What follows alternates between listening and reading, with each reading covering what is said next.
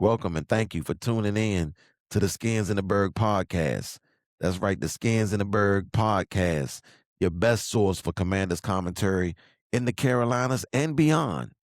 I'm your host, LG. And again, thank you for tuning in. We're going to go ahead and get started. This is going to be our free agency preview episode. That's right, free agency preview episode. I'm gonna tell you what I like to see us do in free agency. We got the legal tampering period coming up on Monday, I believe, at about 12 noon. We'll start to hear some news on who's working on what. Really, it's just you might as well say it's the first day of free agency. All that legal tampering and all that. They already been doing illegal tampering probably for the last 2-3 weeks. So once you start hearing the deals, you know, on Monday, probably at about 12:05, you're gonna start to hear about so and so has agreed to, so and so has agreed to. You trying to tell me this cat agreed to something in 5 minutes? Nah. Nah, they've been doing some illegal tampering for at least about 2 weeks now. So we're gonna get into who I want to see the commanders land in free agency. All right. And not to bury the lead, I want to go ahead and let you know I want us to be super aggressive in free agency. Super aggressive in free agency. I'm talking about Dan Snyder aggressive in free agency. I don't mean Dan Snyder type decisions on, who we get and how much we allocate into certain positions and trying to get guys with big names and getting guys towards the tail end of their careers and spending, 20 to 25% above market of value. No, but I'm saying being Daniel Snyder aggressive once we identify or once our football guys identify some talent that they want to bring in. Because make no mistake, we need boatloads of talent coming in. We need to improve across the board. Across the board. The only thing we probably got sold up is quarterback and left tackle. All right, we got quarterback and left tackle sold up. Everything else we need. And we need to be aggressive about getting it. So once Adam Peters and company decide this is who they want to get talent wise, we need to be aggressive about getting them. Man, we got a lot of cap money, but we also got a lot of holes to fill. I mean, not just holes in terms of needs, but we got holes in terms of roster spots. We got a lot of guys who are going to be unrestricted free agents. A lot of guys. We got to decide who we going to keep, and we got to decide who we going to go get. All right. To be honest with you, some of the flashier names and guys that you're gonna start to hear a lot of buzz about, and probably um, end up being some impactful signings. Um, is not really. I'm not really on the same page with all that. I'm not gonna say I'm not on the same page with all that. Here's what I am gonna say. I'm gonna say this. When it comes to building your football team, I believe in four tenets: run the football, stop the run, back the quarterback, and protect yours. Run the football, stop the run, back the quarterback, and protect yours. All right. I'm probably gonna say it on every podcast because I mean when we talking football, to me, that's that's the bread and butter of football. That's how you win. And that's how you win Super Bowls. If you if you're a team, and this is probably like if in the history of football, maybe only happened once, maybe twice. But if you can somehow be the very best at all four of those things, I can guarantee you a championship. You're going to win the Super Bowl or the college football championship. You're going to win it all. You're going to win it all if you're the very best at all four of those things. You're going to win it. You're going to win it all. Point blank period. The best at all four of those things. And I mean, you're going to be fluke proof.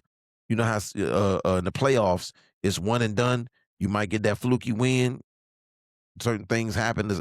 No. If you're the best at all four of those things, you're going to win a Super Bowl. You're going to win the college football championship, period. You're going to win your Pee Wee football championship, period. If you're the best. Now, if you're great, let's say you're top five at three of those things, but you're just okay at one of those things. Like, in other words, let's say you're top 5 at running the football, you're top 5 at stopping the run, you're top 5 at sacking the quarterback, but you're a little iffy on protecting yours. You're gonna be a Super Bowl contender. You're gonna contend. If you're great at 3 of those things and you know, a little iffy at one, you're gonna be a Super Bowl contender. And if you're a contender, anything can happen. Anything can happen. But I'm telling you, can take them things to the bank. Run the football, stop the run, sack the quarterback, protect yours. Even if you're not that good at protecting yours, you still gonna be a Super Bowl contender. 3 out of them 4 things. I'm telling you. 3 out of the 4 things gonna get it done. If you got a top 5 offensive line across all the metrics and to the eye test, you got a top 5 offensive line, and you got a top 5 defensive line. With an average quarterback having a top 5 offensive line and a top 5 defensive line with an average quarterback, you're gonna be in the playoffs at worst. You're gonna make the playoffs. Even if you ain't got nothing else at all. If everything else on your roster is average, top 5 offensive line, top 5 defensive line with an average quarterback, you making the playoffs for sure. You making the playoffs for sure. Why do I say that? Because football always has and forever will be fun in the trenches, period. Your O-line versus my D-line, period.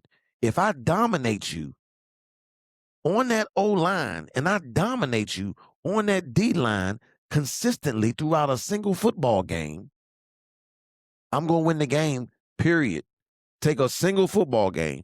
If I dominate you on both lines of scrimmage, on the offensive line and the defensive line, I dominate you for 4 quarters, and I manage not to turn the football over. Okay, fluky things happen, like, you know, somebody drop a kick return, or somebody block a field goal, return it for a touchdown, pick 6, fluky, you know, tip ball, pick 6 to the house. If I can manage to not turn the football over, and I dominate my opponent on the line of scrimmage, I'm going to win the football game. Period. Period. One of my favorite football player that didn't wear burgundy and gold, maybe second favorite, after Barry Sanders is Randy Moss. Randy Moss was prolific. Prolific. He one of them dudes in history that really defied what you thought was possible when the ball was in the air. All right, when that ball go up in the air, sometimes it looked like it was a terrible throw. It looked like it was a terrible decision. 3 dudes around Randy Moss, that ball get up, it look like a dead duck. That ball up in the air, it's coming down. It looks like it's going to be a terrible play for the offense, but somehow, some way, Randy would come up with that football. When that ball was in the air, it looked like it was doomed. Doomed. 4 dudes wearing the other colors surrounding Randy Moss, and somehow that ball would just drop into Randy Moss' arms like that ball was a child running to his mom. Hey, Randy Moss was that dude, man. Probably the greatest receiver we ever saw. The greatest receiver we ever saw. But you know what? I don't ever need a Randy Moss. No, check that. I don't ever even want, I don't need and I don't want a Randy Moss on my football team. And I'm not talking about the taking plays off and all that. I ain't talking about all that.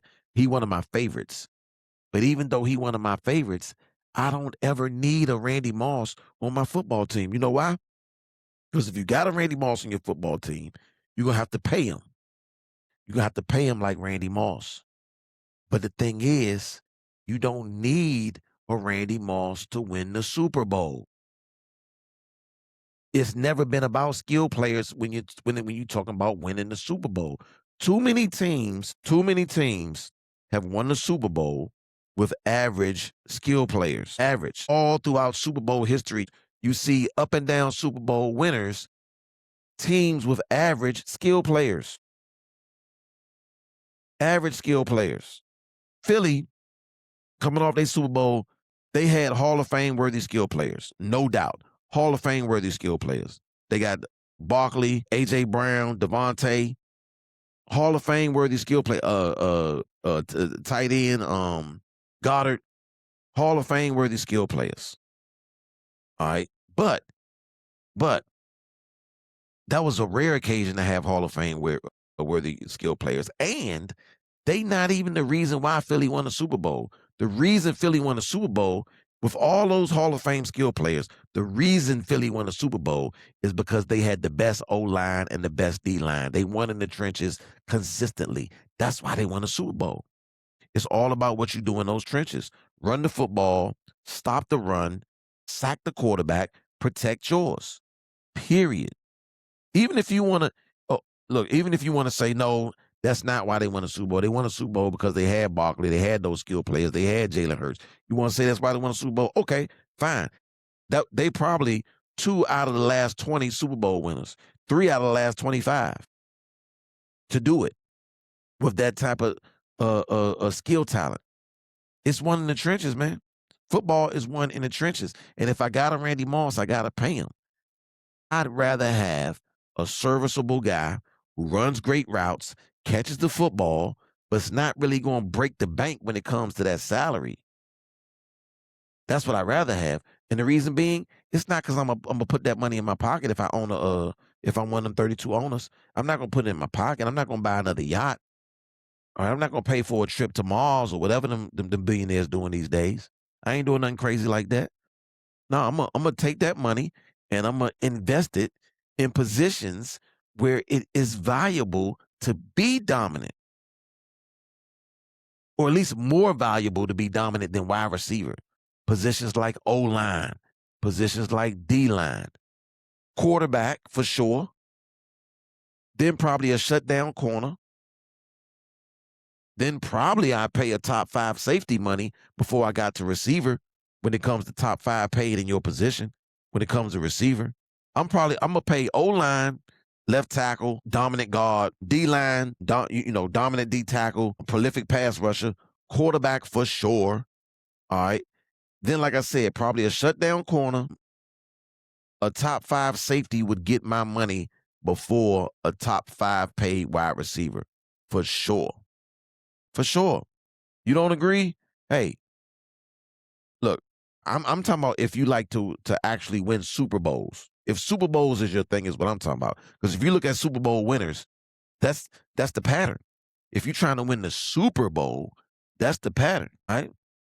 And look, go ahead. If you want to be cute, you want to throw bombs over Baghdad, you want to be the greatest show on turf and all that, go right ahead. You might even win the Super Bowl. You might win the Super Bowl going that route. But I bet you if you do, you great out of 3 of them other 4 things I was talking about. I bet you if you going bombs over Baghdad, if you greatest show on turf type, then you also best at running the football. Because remember, the greatest show on turf had Marshall Faulk and that prolific run game. You the best at running the football. You stopping the run. You sacking the quarterback, and you protecting yours. Telling you, man, them the 4 tenants that gets it done every time. So with that said, because it says the skins in the Berg podcast. With that said, we're gonna take a look at the skins and how we looking in those trenches. How we looking in them trenches going into the off season, and what we need to do in the off season to become the best in those trenches, because that's what it's all about. If you're trying to win the Super Bowl, we're gonna look at who we got coming back, who our potential losses are personnel wise, and who we might want to acquire in free agency, because I would like to, across the board, take care of a lot of needs during free agency so we can go in the draft and select who we think is going to be the next 5-star player in the National Football League. We need talent. And so we don't need to be worried about needs and all that and sacrificing who we think is next on that board come draft time, sacrificing who we think is the best player, period, for who we think we might need. Take care of these needs in free agency so we can draft the best player available. All right, so going into free agency, we're going to see who we got in these trenches, who we got on that D line. We're going to see who we got on that offensive line, and we're going to see who we need to acquire to get better in them trenches. I don't even care what kind of skill player. Who cares what skill players we get? I might mention a skill player or 2 at the end, but I guarantee you the 1 or 2 skill players that I do mention, They're going to be contributors in the four tenets I talked about. If they skill players, they're going to be contributors in running the football, stopping the run, protecting the quarterback, sacking a quarterback. Run the football, stop the run, sack the quarterback, protect yours. But what them commanders looking like? We're gonna start with that D line. What's the D line of the commanders looking like? Who going to be the next to dominate in them trenches since that's what it's all about? Well, we know it starts with Deron Payne. They decided they're not going to extend Payne. He's gonna play his last year of his contract, but they also, gonna let him play out the last year of his contract and not negotiate nothing and not cut him. He's coming off a 3-sack season. Javon Kinlaw, newly signed Javon Kinlaw, first year with the Commanders, local guy, had a stint in San Fran and New England, I believe, before coming here and contributing 0 sacks to our calls, our pass rushing calls. Now, some have called him the biggest human being since Green Incredible Hulk, like human being Incredible Hulk, like the biggest human being since that dude who's some kind of monster that swallows up guys in the run game. The guy had 4 tackles for losses and 0 sacks. That's what Javon Kinlaw had. 0 sacks, 4 tackles for losses. Now, even if, I don't know, if they decided, hey, Javon, we want you to eat up a lot of blocks this season. We don't really need you to get numbers like that. My guy couldn't come up with 1 sack. Not one. How you not had 1 sack? I don't know. Anyway, Johnny Newton, 5 sacks. The young boy had 5 sacks. He has not shown right now, he's looking very busty. Okay. He's looking busty. Not musty, although he might, probably after practice, he probably is a little musty, but he's looking very busty. Yeah, very bust like Johnny Newton with his 5 sacks. Ricky Barber had 1 sack. These are guys that's returning. They're under contract unless they somehow get rid of somebody. But I don't see them getting rid of any of them dudes. You can't. It is too early to really cast judgment on Johnny Newton or Jerzon Newton is his government. He looks like he's got something in the pass rush game, but he doesn't have any kind of star written on him at all. Period. Guys, we looking at probably losing Eddie Goldman. He contributed 0 sacks, and Sheldon Day contributed 0 sacks as well. That's the interior defensive line. That's what we got going on. Outside linebackers, guys, we had Doris Armstrong coming off 5.5 sacks. However, that's in 5 starts. We know he got hurt early, very early, but he was on pace. He actually, some of his metrics showed that he was like number 1, definitely top 3 in pass rush rate.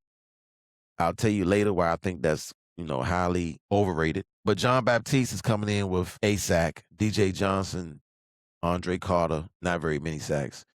And then free agents right now, Von Miller actually led the team in sacks with 9 sacks. Jacob Martin had 5.5 sacks, and Drake Jackson didn't have a sack. So those are guys we had on the roster last year. All right. We all know we got new defensive coordinator, Durante. Durante is coming from Minnesota, having worked under my guy Flores. And we know what kind of defense Flores has, that dictating, blitzing, highly aggressive defense on all downs. That's what he's coming from. Blitzing guys from everywhere. It wasn't unlikely to see almost 10 guys up on the line of scrimmage, all standing up, not really knowing who's coming and who's going. That was something that you saw often with that kind of defense. So I do know they played a base 3-4, and they was in their base defense at a higher percentage than any other team in the National Football League. So if that trend continues now, even though that's what they played last year, we know that he's also a disciple of Mike Zimmer as a D coordinator. He was highly aggressive too, but more so on 3rd down as far as sending blitzes and whatnot. He had more of a 4-3. But if they were to go to a 3-4, which seems a little bit unlikely because of their number of linebackers they have, you do need a healthy dose of linebackers on your team when you're playing a 3-4. But if they was to go to a 3-4, I tell you what's a positive thing about the way their roster shapes out right now is that a lot of times when teams go from a 4-3 to a 3-4, you have some disgruntled D linemen because in the 3-4, they're asked to soak up a lot of blocks and allow those linebackers to make all the plays. And so we really shouldn't have any disgruntled D linemen because they're not used to making plays anyway. Deron Payne, 3 sacks. Javon Kinlaw, 0 sacks. 4 tackles for losses. Jerzon Newton, 5 sacks. Ricky Barber, 1 sack. Who gonna be mad? What they gonna say? Hey man, this 4-3 man. All I'm doing is eating up blocks all day. I'm not getting to the quarter. I like to get in that backfield, man. I like to tackle the running back in the backfield. I like to sack the quarterback, man. I can't tell. 3 sacks. Deron Payne, 0 sacks. Javon Kinlaw, 4 tackles for loss. 5 sacks, Jerzon Newton. I can't tell. Your numbers gonna suffer. How much they gonna suffer? How further can your number suffer from 0 sacks? Is there a number? Is there a number of sacks you can get other than 0? You didn't even help with a sack. Like you wasn't part of a sack. You didn't have a half a sack. A half a sack. A sack is a stat. You didn't get a half a sack. 17 games, you didn't get a half a sack, but you was a beast. Somebody gonna have to make that make sense for me. Make that make sense for me. You got paid a king's ransom to come to your hometown and get 0 sacks in your first year, but you was a beast. Well, I'm in the wrong business. I'm in the wrong business. I know I sound like a hater, but golly. Well, not a sack, but you was a beast. Not 1 sack. You on the defense. You're the closest dude to the quarterback. You are the closest individual to the quarterback other than the center, and you couldn't get to him 1 time in 17 games. I tell you what, if we go to this 3-4, let me hear you complain about, hey, I can't make no plays because I'm sucking up all the blocks for the linebackers. Hey, man, tell me what else new, bruh. You couldn't make no plays before. So go ahead and suck up these blocks for my linebackers. All right. So that's a positive about them guys not making a whole lot of plays. They don't really have a leg to stand on when it comes to that. They can't say, look how my numbers drop. How your number drop from 0, Slim? 0? Nah. Nah. Nah. So that's a positive. We already got guys who can soak up a lot of blocks. But in all seriousness, though, Deron Payne going into a contract year could also be a positive. Last time we saw him look anything like a Pro Bowl defensive tackle, it was going into his last contract year. And the argument from those who felt like he shouldn't get all that money was, well, yeah, sure, he looked like an all-pro D tackle, but that's the only time he's looked like an all-pro D tackle. And those would be facts. Because after the contract, he never regained that form, ever. Maybe he can regain that form this year with, the looming contract over his neck. But we'll see. We shall see. Stop the run. Sack the quarterback. Notice I didn't say stop the run, rush the quarterback. No. Stop the run, sack the quarterback. And let's address that real quick. Because some people would tell you it's not really about sacking the quarterback. It's not really about sacking the quarterback. You just got to rush the quarterback. Hogwash. Hogwash. Yes, it is. It's all about sacking the quarterback. You got to sack the quarterback. You can't just rush the quarterback. You got to sack the quarterback. Yes, you have to rush him. Then you got to catch him. And then you got to bring him down to the ground. Preferably knock that ball out. You got to sack the quarterback. You have to sack him. Miss me with all that rush rate and all that. There's too many scrambling quarterbacks who likes to buy time with their legs that can go get 30 yards themselves or throw a bomb after you done lost contain. Why? Because you did rush the quarterback, but you didn't sack him. There's too many of them dudes out there. That was a relevant thing about rushing a quarterback back when you had Tom Brady, Matthew Stafford, when the league was full of them dudes, them accuracy type dudes that the playmaking is predicated on timing and footwork and throwing mechanics and all that pocket quarterback only type dudes. Now it's too many mobile quarterbacks to be talking about some let's rush the quarterback. No. Did you see what Daniels did when they rushed him? Daniels was prolific when they rushed him. Prolific when they rushed him. It's too many dudes that get busy with their feet to be talking about rushing a quarterback. Because, okay, you rush the quarterback, he buys some more time with his legs, make an awesome play, and you wish he was still in that pocket. You wish he was still in that pocket. Look how many times how many seconds Jaden Daniels scrambled before that bomb Hail Mary. But not just that, not just the unthinkable play. Look how many times guys came up the middle untouched, Jaden Daniels off his throwing lane, go and make something happen. Some of the most devastating plays he did to a defense was off them rushing the quarterback. I don't need you to rush the quarterback. I need you to sack the quarterback. Sack him. We got to have that. That's an essential part. Stop the run, sack the quarterback. We don't know, again, we don't know what Durante Jones is going to do schematically. We don't know. So it's hard for me to tell you what the guys that we got right now, how they're going to contribute. But overall, I'd like to see, as far as some free agents, I would like to see us sign Von Miller back. I'd like to see us sign Jacob Martin back.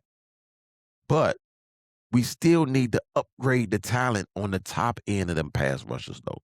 Whether it's getting one in the draft or two in the draft, and maybe getting lucky with one of the two we get in the draft, like a fifth rounder that turns out to be Hall of Fame type talent.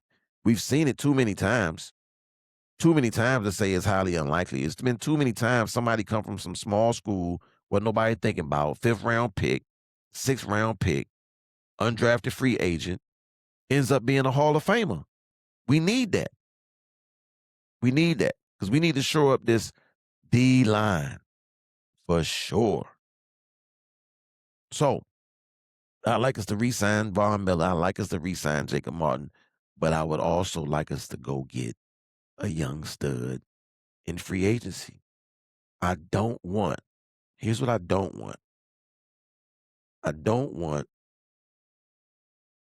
Trey Henderson. I don't want that. He's too long in the tooth. He's too long in the tooth. I can't guarantee you he gonna regain his form coming off injury. Not when he's 30 plus. Not when he's 31, gonna be 32 when the season starts. I can't guarantee he gonna regain that form. I can't. Nah. Mm-mm. We need a young, hungry D tackle that don't necessarily have Hall of Fame numbers already, but been sitting back licking his chop, not sitting back, really licking his chops, waiting to get the opportunity. Just waiting to get the opportunity. And once he gets his opportunity, he gonna take advantage of it and explode. Now, I'm not opposed to going to get that middle linebacker from the Giants. Snatch him up. See, that's the thing. You don't have to go out and get Trey Henderson. You don't have to go out and give up 3 first-round draft choices for Myles Garrett. You can go out and get some guys that's really hungry to get to that next level. Some guys that's been waiting for the opportunity, to really step it up a notch and make it to some Pro Bowls and really contribute to some winning. Guys like Sebastian Joseph Day, defensive tackle, Tennessee Titans, big time run stuffer. Stop the run. Remember that part? Stop the run. Run the football. Stop the run. I think they need to go out and get them. That'll upgrade our talent on the defensive tackle spot. Strong run stuffer. Andrew Billings, defensive tackle for Chicago. Prototypical nose tackle. If you want to play that 3-4, you got to have a nose. Bring that dude in. He'll anchor that D line. Anchor that D line. We need a nose tackle. If you're going to play the 3-4, go get him. If you identify them and you like what you see, be aggressive about going to get them. Younger Dafe Owe, edge rusher, Los Angeles Chargers. Young, athletic, fast, quick twitch guy, pass rusher, waiting to get to that next opportunity. Go snatch him up. That'll upgrade our D line and free agency. Sebastian Joseph Day, D tackle, strong run stuffer. Andrew Billings, D tackle, Chicago, your prototypical nose tackle if you're going to go to that 3-4, and Adafe Owe, edge rusher from the Los Angeles Chargers, athletic pass rusher. Do that trifecta on free agency as it relates to your D line. All of a sudden, you done upgraded your D line like you never believed. Let's make that happen. Free agency. That's what I want to see us get on the defensive end. Because again, it's all about running the football, stopping the run, sacking the quarterback, protecting yours. That's what I'm going to do with that D line. Now, let's get into this offensive line. Let's talk offensive line, the other side of those trenches. All right. And look, honestly, going into this offseason in 2026, most people would have said going into 2026 that the offensive line was probably one of the strengths of the team. One of the best things about the football team was the offensive line going into 2026. And that's based on the 2025 season. They had a pretty good season. I mean, that's what it looked like to me. They look like the one bright spot on an otherwise terrible season for the team overall. They look like the one bright spot. We probably would have said going into this offseason, we were saying all they really need to do is sign Laramie Tunsil, all right, and roll out the exact same 5 we had, and we good. We good. That's probably what we would have said, was just sign Laramie, roll out the same 5, we good. Clearly, the organization said, yeah, not so fast, Danielson. Not so fast. Clearly. Really, they said, hold this grenade real quick. We cutting Tyler Biotish. What? Tyler Biotish? You mean one of the best centers in the National Football League? That's what I thought. I thought Tyler Biotish was one of the best centers in the National Football League, and I'm not joking. Because it seemed like on games where he didn't play due to injury, it looked like you could really tell. Hey, games he didn't play, I recall saying, "Boy, we missed Tyler Biotish." I recall saying that. I mean, I thought he played well in both his seasons. So it's really a mystery to me why they would go and just cut Biotish like that out the blue. Now, there's some folks who speculated that it was a salary cap move. I'm not really buying that because, there's a whole lot of more guys that's deserving of cuts. I'm not even deserving of cuts, but their cap number would suggest that it would be a good idea to cut them just in a cap move. It's a lot more guys to me that would qualify for that. But, I mean, they do save some money. I mean, they save $2.8 million if they just go ahead and cut them outright. But if they designate it as a June 1st release, then they save 8.3 against the cap. But I don't know. I just don't think that's enough. I really don't. I just don't think that's enough. As far as if we talking the cap thing. Yeah, I just don't think that's enough savings if we talking the cap thing. So what are we talking? Why did they cut Tyler Biotish? Why did the Skins cut Tyler Biotish? Here's what I think. The reason is they cut Tyler Biotish. I think if you look at all their moves so far this offseason, it kind of points to one thing. What they're trying to do this offseason is they're really trying to change their identity. I think their offensive plan was to change their identity. And just to be clear, I'm not talking about changing their stated identity, but I think they wanted to change any and everything that did not contribute to that identity that they kept talking about coming to light. If it didn't contribute to that identity that they always talking about, which was, on defense, they wanted to be a dictating downhill defense that uses some confusion and aggression to attack the opposing offense. On offense, They want to be known as a smash mouth running football team with a dynamic big play quarterback. Speed and violence is their mantra on both sides of the football. Speed and violence. With that in mind, I think Tyler was part of that change. Yeah, I think he was part of the change. I think he was one of the people that they looked at, they said doesn't really contribute to that identity change, not to the tune of $10 million. Sure, he's a top half pass protecting center with a quick, accurate shotgun release snap. But their plan is to be more under center and become more of a dominating run team. And the one knock against him is that he gets pushed around a little bit, bullied a little bit. But a lot of centers do. But I think they might want a center who's going to be a little bit more stout at the point of attack and push people in the run game. So now we have a need. Now we need a center. Yeah. Now we need a center. But I'm confident in Adam Peters, I trust. So I'm confident that we didn't just cut a top end starter at his position without a replacement or upgrade in mind. I'm confident we didn't do that. If we did, we stupid.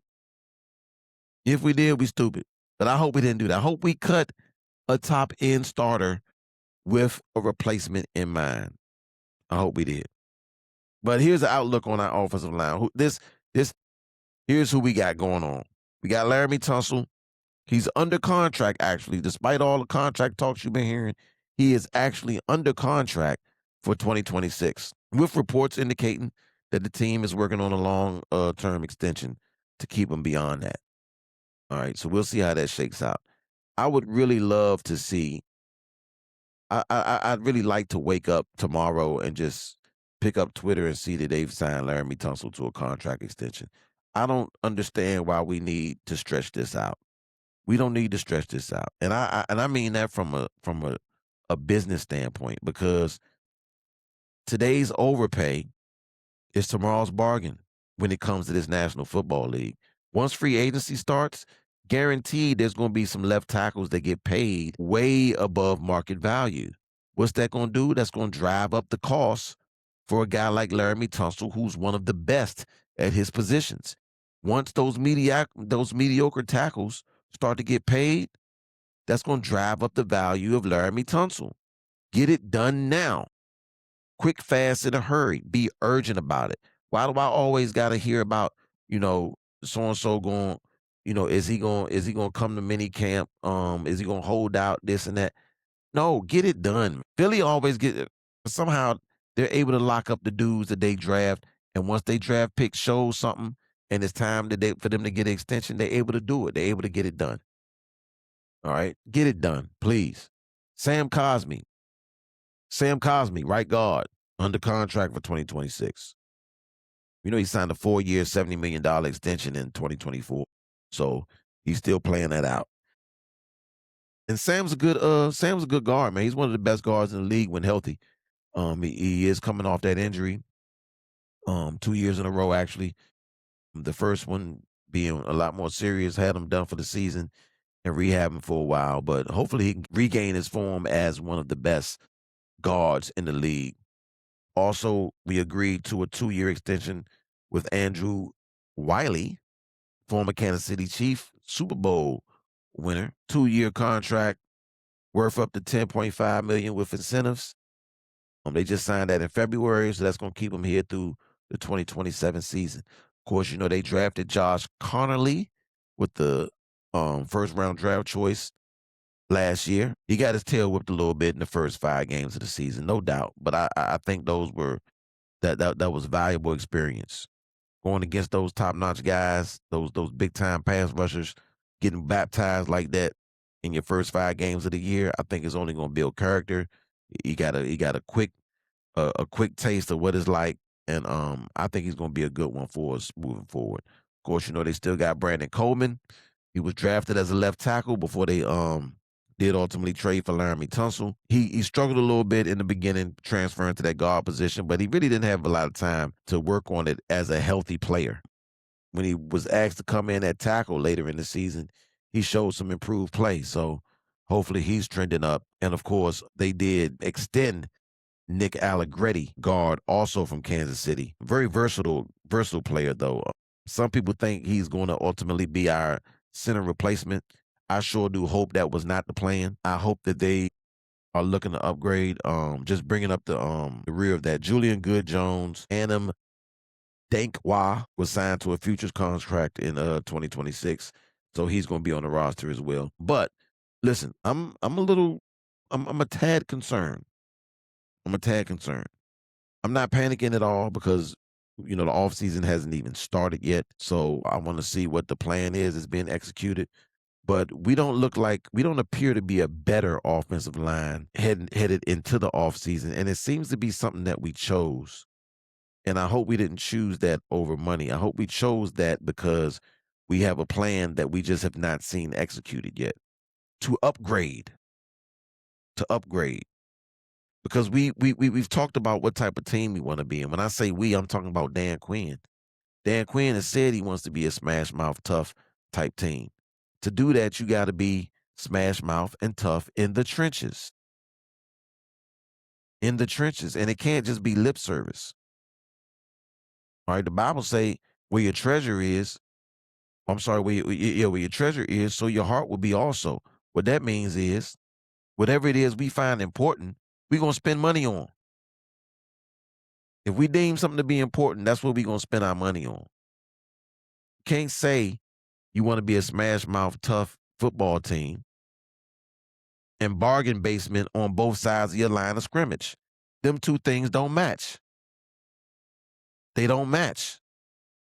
If we trying to have the least amount of payroll in the league on our lines of scrimmage, then we're not serious about winning football. We just ain't. But I don't think that's what we're gonna do. I think we got a plan. I think we're gonna see the plan executed come Monday. I think we're gonna see the plan executed come Monday. Now, some targets on who I like to see on that offensive line. Some targets. I would like to see Tyler Biotish replaced by Lindenbaum from Baltimore, the best center in the game. Go get him. Pay that money. Have the highest paid center in the league. Why not? That shows you serious about those trenches. Have the highest paid center in the league. Why not? If you're serious about the trenches. Sign Chris Paul or go in free agency and get somebody better than Chris Paul. But we better not play these bargain games and have some subpar talent in here because of money. Where your treasure is, that's where your heart will be also. Go spend the money and show us that you really find these trenches to be important. If we got rid of Tyler Biotish, we need to pick up Tyler Lindenbaum. Point blank, period. I mean, because anything else, I don't know if that's going to be an upgrade.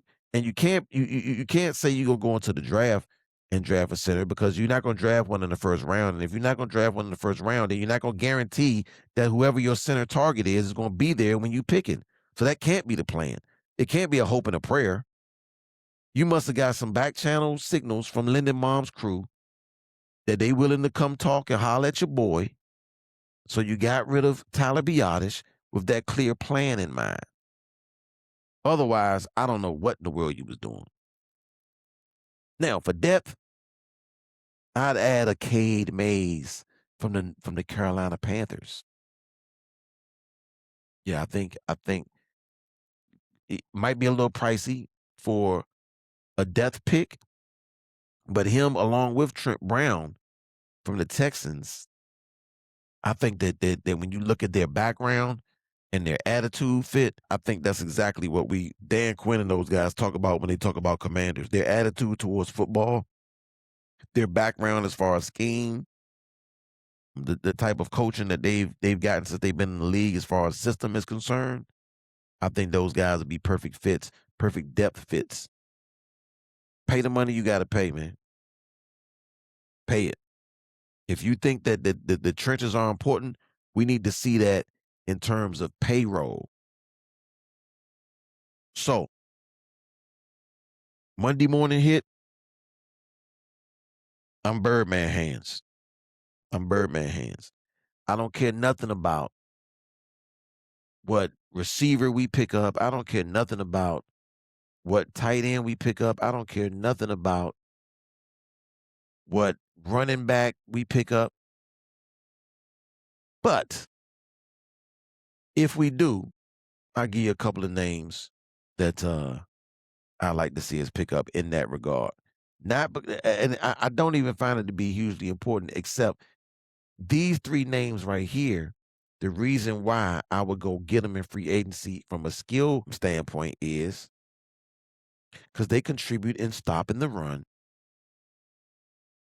running the football,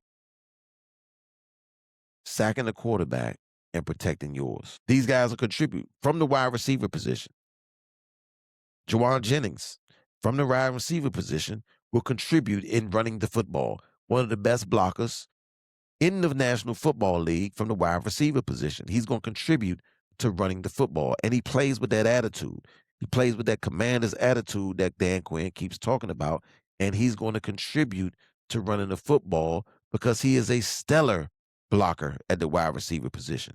A stellar blocker. He's going to come in and by reputation and hopefully execution as well, be the best wide receiver blocker on the team. Go get him. Notice I didn't say nothing about catching footballs or anything like that. He is going to contribute in the run game. So go get him. Go get him. I'm not going to be mad at a Kenneth Walker. I'm not going to be mad at that. I'll be mad if we pay a king's ransom for Walker when, to me, he doesn't have king's ransom home run hitter ability. When you pay a king's ransom for a running back, you're going to have to tell me that with one touch, he can take it to the house. And I ain't seen that from Walker. I haven't seen that from Walker. I wouldn't be mad at Algiers. To me, he contributes to running the football, of course. He's been tucked behind Bijan, not really able to get off the way I think he would if he had an opportunity to be a starter. See Priest Holmes. I think that's a guy that I definitely would take a look at. And then also at the tight end position. Okonkwo from the Tennessee Titans is going to contribute to running the football. He's going to contribute to running the football. He's going to stick his nose in and get it dirty. And then he's going to contribute to running the football also because I believe when they're able to put the kind of personnel they want to put on the field, where they, heavy run sets and then play action off of that, I think he's going to contribute in a huge way to running the football, not just because of his blocking ability, but also because of his ability to catch the football as well. They're going to have to respect him. They got to respect him as a pass catcher.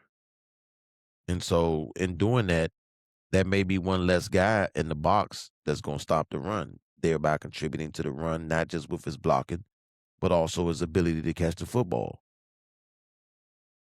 So those three guys right there, man, I'd be okay with them getting from a skill standpoint. But like I said, I'm all about those guys in the trenches. If we start on Monday and we start to hear skill after skill after skill after skill, I'm gonna be worried. But if we start on Monday and we start hearing about this guy in the trench, that guy in the trenches, this guy on the O line, that guy on the D line, and we really contribute some assets and some dollars and some cap space to some guys on the O line and D line, that's going to tell me Adam Peters gets it. And speaking of whether or not Adam Peters gets it, about this time next week, we're going to do an Adam Peters report card. We're going to let you know how we think he's doing in the first 2 years. All right, we're going to look at his draft picks. We're going to look at his trade moves. We're going to look at his free agent signings and who he's let go and what they've done since they've been let go. We're going to take a look at Adam Peters and see if we can develop a report card for our new GM. Now, I'm in no way, just to let you know, I'm in no way going to be advocating for a change there, but we're gonna have to hold him accountable and see how he's doing. And we're gonna get that done after being about 5 days into free agency to see what he's done in the first 5 days, because that's when a lot of talent is gonna come off the board anyway. What he does, into the third and fourth weeks of free agency all the way up until June, that's not us. We need too much. We need too many things to be, slacking on our macking and simping on our pimping as it relates to coming out and being aggressive in free agency. We need too many things to be sitting back and getting lower tier talent, week 4 free agency talent. We need some of that too, but we need to be active week 1, day 1, hour 1 in those trenches. In those trenches. So, yeah, I'm always going to be preaching that. But thanks for tuning in. Like I said, this is the free agency preview. I let you guys know who I think we should get. We're gonna take a look at who they got next week in comparison to who I thought we should get. But again, thanks for tuning in. Skins in the Berg podcast, free agency preview, and I'm out.